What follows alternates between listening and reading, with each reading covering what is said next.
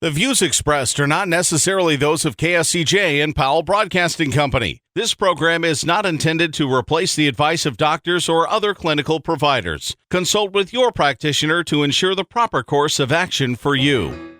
Welcome to When Things Aren't Going Well on AM 1360, FM 94.9 KSCJ. This program is dedicated to your mental health wellness and brought to you by Family Services, a United Way partner agency. Here's your host, Art Silva. Good morning, Siouxland, and welcome to When Things Aren't Going Well. This show is all about your mental wellness and how you can help yourself navigate the daily highway of life.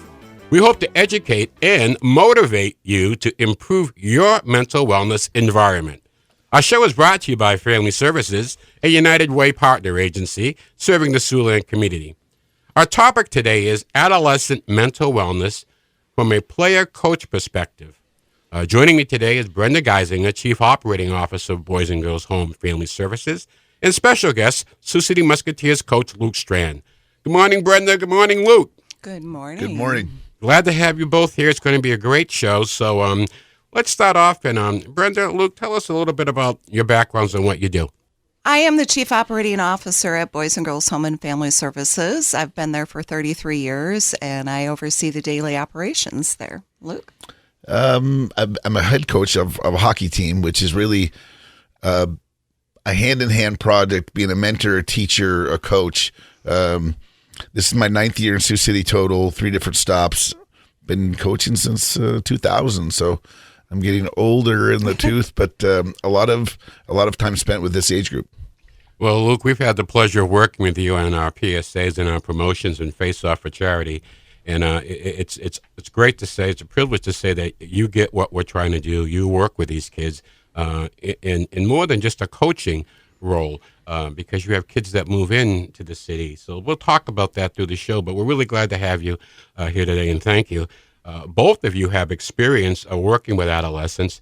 Today we want to focus in and discuss the relationship between adolescents and their coaches.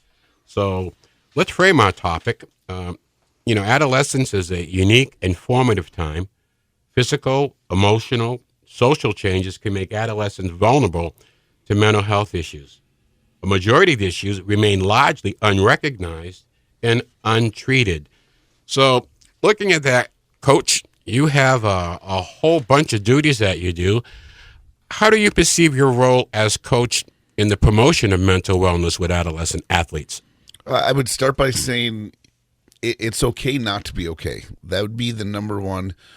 We talk about it all the time. But as far as like with our guys, a mentor, teacher, I'm an adversary because I will challenge them, but at the same time, I'm an advisor in the idea that let's get to the solution of what's going to happen. I think we try to make sure our players, and I'll say players, but we think of them as people, not as players, but we see the microscope of today, and I think they've got to see the telescope about what's going to come down their path in the future from the adverse side of things and from the highs of being great, too. I mean, there's, I think, a mountain of emotion that goes through their time.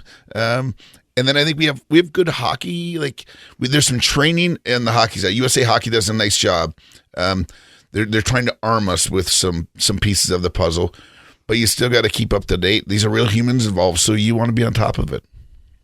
Brenda, you have experience with adolescents. They're forming their backgrounds. They're changing. You want to share some info with us? Yeah, I think adolescence time is really, as you mentioned, a formative time of where they're going in life, what they're looking at, what they're dealing with. It can be very overwhelming. And those in the community, whether it's a coach, a teacher, a parent, we all have to be pulling together to make that journey doable for adolescents. And it's recognizing that they are humans and they are going through a lot of changes in their life, especially now with everything happening in the world, the uncertainty. And to be there and in tune with their thoughts and feelings is benefit for everybody. Well, there's some statistics, and why we're talking about it is because globally it's estimated that 1 in 7, that's 14%, 10 to 19-year-olds experience mental health conditions, yet these remain, like I said before, largely unrecognized and untreated.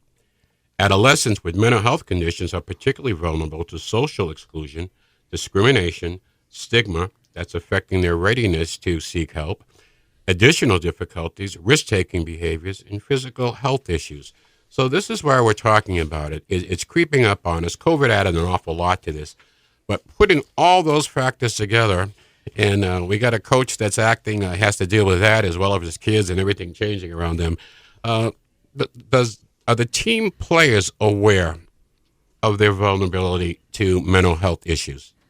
I think it's more than ever now, actually. I think there's been insight, and it's funny, like we're talking about the kids' journey, and it's part of their DNA now. They've learned from others. I think maybe some others have come before them, and we call it an inexpensive experience, like you're learning from someone else's experience. I think the other, they're going to dip. They're going to have their highs or lows, but we just got to arm them and help them be. I think they're more coping. There's more mechanisms for them now than ever. But everyone's like, well, they're a player, they're an athlete, so they don't have this. They do. They have it through injury. They have it through ice time, opportunity, scholarship. They have it through tons of different ways, and they're better at it than ever. But at the same time, it's an ongoing conversation all the time. You're listening to When Things Aren't Going Well, and my guests today are Coach Luke Strand, the Sioux City Musketeers, and Brenda Geisinger, the Chief Operating Officer of Boys and Girls Home, and we're discussing adolescents and their relationship with coaches. And Luke, you talked about a little bit the kids, and they're getting better prepared today more than ever before. Where is this coming from? Are they seeing it among their friends? Are they just more of an audience where information is getting to the kids? Because sometimes when you talk with adults, I think they miss some of the triggers. I think we as adults miss this whole process of it. Like I think now, like they can get it through social media. They can get it through the ongoing discussion on TV. I think they're dropping their macho side of them and dealing more with like this is a normal. So normal.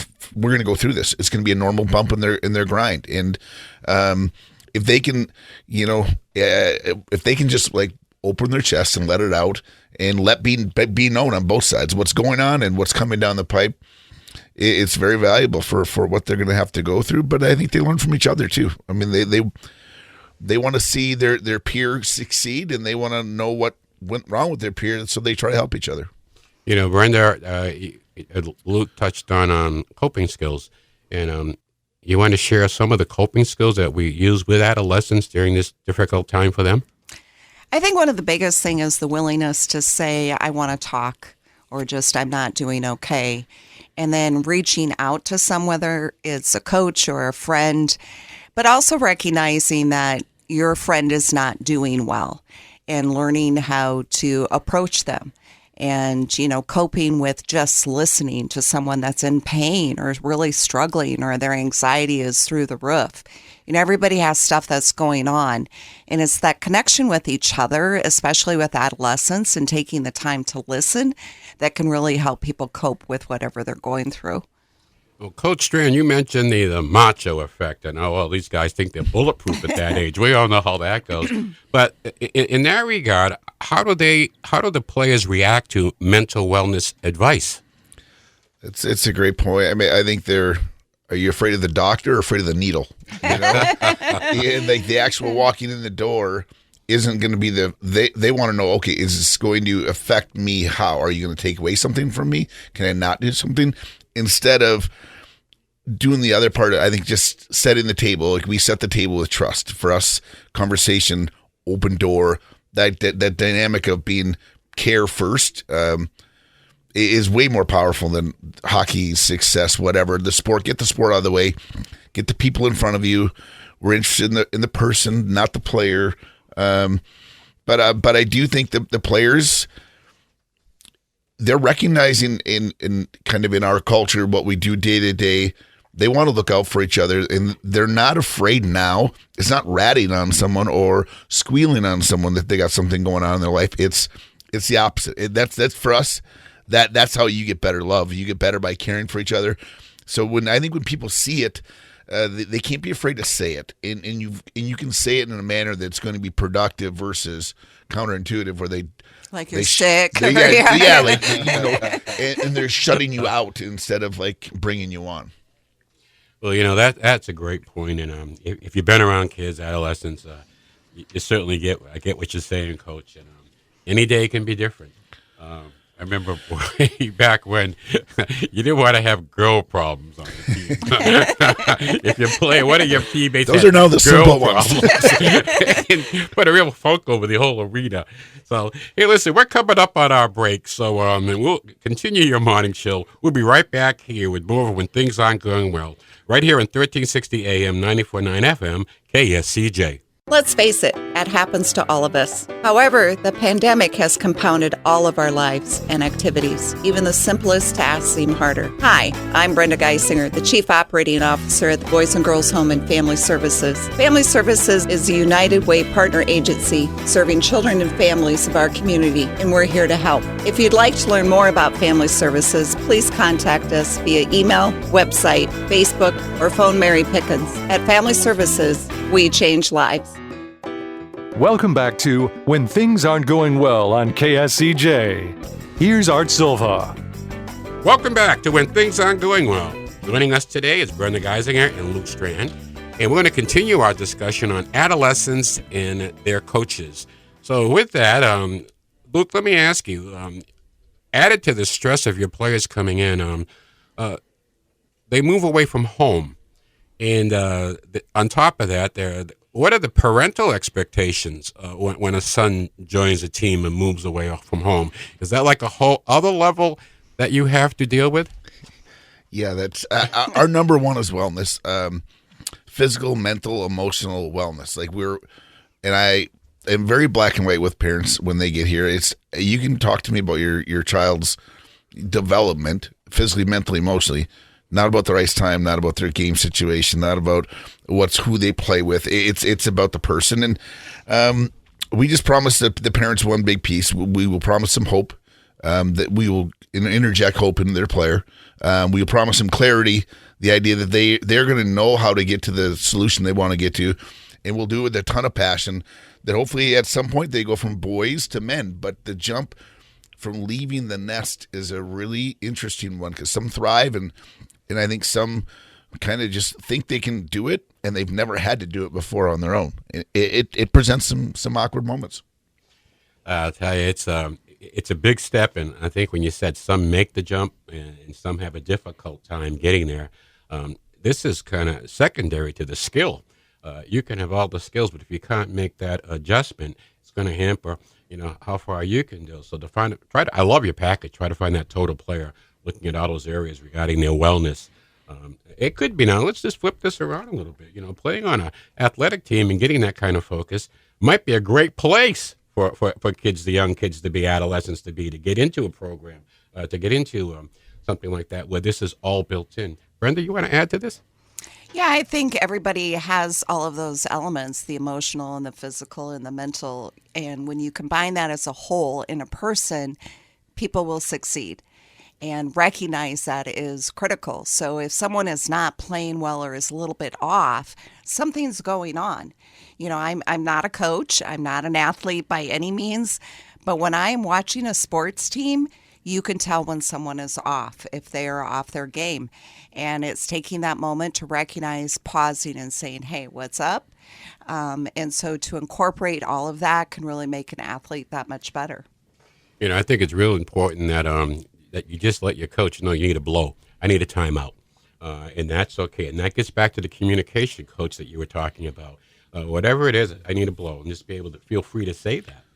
Let's get back to they're moving away from home. Okay, how important are the billet families? That's another factor you have to work with, too, in looking over the kids. So Yeah, the billet families are immeasurable. I think they're care providers.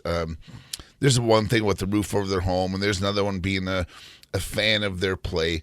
But they end up being like a relationship builder, like the same deal that goes into trust with us as players and staff goes into the billets. Like, can I tell the billet something that's not going to get back to the coach? Or can the billet perceive on something that's going on and that's very important to us. So it's immense. I mean, they're fans about what they do, but they have such an unbelievable best interest to what they're going to become and how they can help them. They don't do it for the money. They don't do it for the fame. That's for sure. They do it for the care and the passion. And I think they love helping people at the end of the day. And I think when these kids, doesn't matter if it's a hockey player or whatever, they go to a new setting, they need to be surrounded by people on their side. And at the end of the day, that's where our Billet parents do a great job with that. That's just that type of support. You used to let down, be able to come back and let your hair down after all the pressure and stress that the kids go through and the travel that they have to go through. It's quite an adjustment. And Billet films, I could see how they just could be just invaluable. For a lot of the players, it's a reprieve. They get away from the rink, they get home. They don't want to be jammed down their throat by another hockey question. They just went through a team setting that they want to have a normalcy to their life, and the Billets provide a serene side of life that they need to get away from things. Well, it's like cooking French fries all day and coming home and having French fries for dinner. Enough's enough. Let me ask you this, Coach. What signs do you look for as possible triggers that could be linked to mental health issues? I think a lot of us relationship recognition.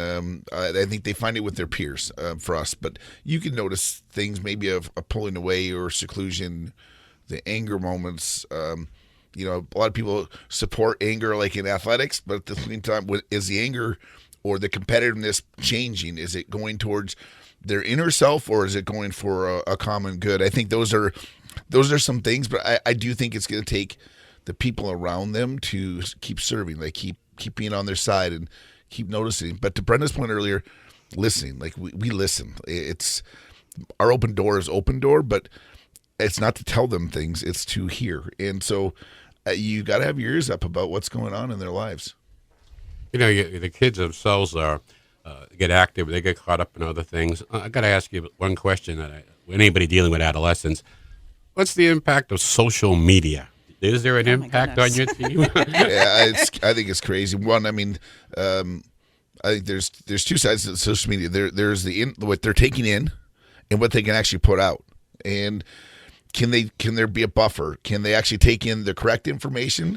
Or can they find the relationship with whatever that message may be? Maybe it's something they can recognize, that's not me, I'm not part of that. Or, man, that is me, and that does affect my livelihood. So the social media is loud and proud, but it's got to be a useful force.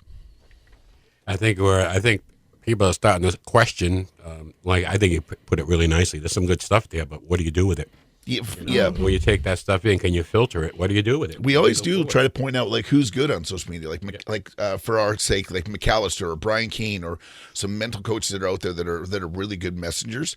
Let's get into John Gordon. Let's get into some people that are going to influence you positively, and let's stay away from the loud noise of just filling the air with whatever they can put out there. Coach, leadership on the team is important with the players. Do you have and they usually see that from a game perspective, what needs to be done, what their coach, and they share that. They're like having another coach on the ice. But do you also see players like that stepping up more with the wellness side of other players, where they really are concerned with the other teammates that they notice, and they provide that leadership? The players are a support system amongst themselves in our culture, in our way. But I think to not even to a level of sport that we play, but to a youth little league team. What an escape! It used to be funny of the two kids that sat down the bullpen and shot the breeze. Well, that's a really important part of their growing up as well. And hopefully they can get to the courage where they can tell their peer who can point them in the right direction. Those pieces come together. But I do think the player relationship is important, and the value of being an adult listener to that age group it's never been more important. Well, Coach, question I got for you now, do you feel that you can only speak for yourself, but coaches in general are well equipped to deal with the mental wellness issues that are coming front and forward today in society? I would say yes, and I would say no. I would say yes in the idea we have to sharpen our own saw. We have to educate. We have to be more educated. We've got to be listening to people that are professional in the business about what it is. there is way more to coaching than X's and O's. That's the easiest part. We coach people. I think every coach, doesn't matter the youth level, it doesn't matter. You're in the people business. You're not in the sport business. In the spectrum of mental health, like it hits like anxiety to wellness to the good, the bad, the alcohol, the depression. So I think you've got to. I think there's a way for us as coaches and adults to open up about the stigma of mental health, that there's a positive message out of this whole thing. There's a solution and there's a way out. It's not a dead-end road. It's actually a road that's got endless highways to get out. Well, Coach, this is a great way to end our show. I'll tell you, that's great advice, folks, adults out there in the audience. There is a solution here. We can go forward, and let's be. I love being very proactive, Coach, in how you approach this. So, all for the betterment of our kids. So, every week we end our show with a joke, and humor is a medicine for the soul. So, since we're on a hockey topic today, let's talk about a little hockey joke. What did the hockey goalie say to the puck? Catch you later. And so will we. Thanks, Brenda. Thanks, Luke. And thanks to our listening audience this morning. We want a shout out to all the coaches and adolescent athletes. Don't forget to get a checkup from the neck up. Okay, it's good for your health.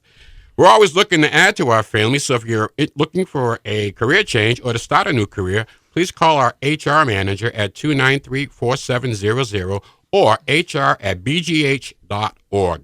We have immediate openings.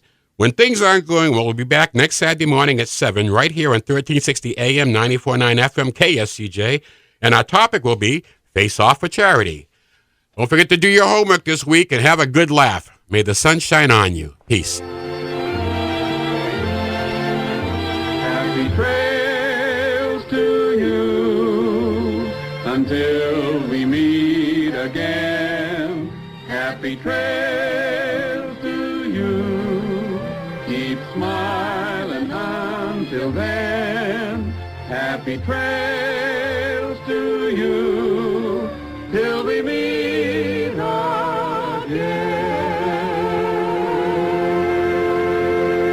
For more information on the services provided by Boys and Girls Home and Family Services, see them online at boysandgirlshomeiowa.org. Or you can call 712-293-4700 to get more information about family services, residential treatment, the Opportunity School, the Siouxland Family Center, and more. At Boys and Girls Home and Family Services, we change lives. We change lives. We change